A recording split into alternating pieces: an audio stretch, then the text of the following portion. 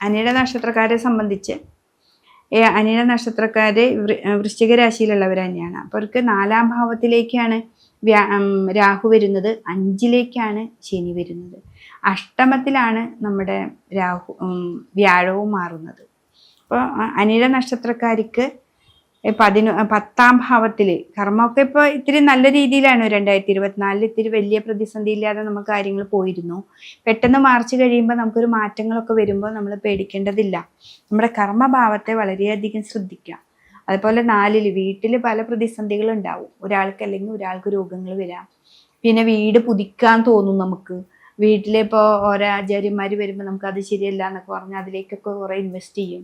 അപ്പം അതൊക്കെ ശ്രദ്ധിക്കണം. എന്നുവെച്ചാൽ 4-ാം ഭാവത്തിൽ രാഹുവാണ്. പെട്ടെന്ന് ഒരു എടുത്തുചാട്ടം നമ്മളിൽ ഉണ്ടാവും. അപ്പം അതൊക്കെ ശ്രദ്ധിക്കണം.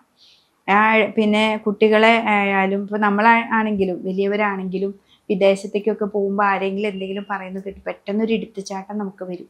ആ എടുത്തുചാട്ടമൊക്കെ മാറിയിട്ട് വളരെ ശ്രദ്ധിച്ച് ആലോചിച്ച് 1-2 ദിവസം ആലോചിച്ച് എന്തെങ്കിലും ഒരു കാര്യം നമ്മൾ വരികയാണെങ്കിൽ ഇന്ന് വേണ്ട, 2 ദിവസം കഴിഞ്ഞിട്ട് നമുക്ക് ആലോചിച്ച് നമുക്ക് ആൻസർ പറയാനായിട്ട് സാധിക്കണം. അത് പറ്റണം. അതാണ് അനിഴ നക്ഷത്രക്കാർ ഈ പ്രാവശ്യം ചെയ്യേണ്ടത്.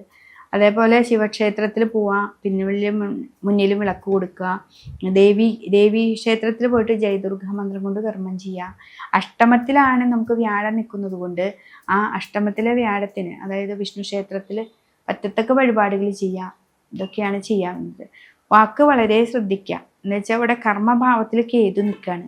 അപ്പോൾ കുറേ സ്റ്റാഫുകളൊക്കെ വെച്ചിട്ട് ജോലി ചെയ്യുന്നവരാണെങ്കിൽ അവരോടൊക്കെ എന്തെങ്കിലുമൊക്കെ പറയും.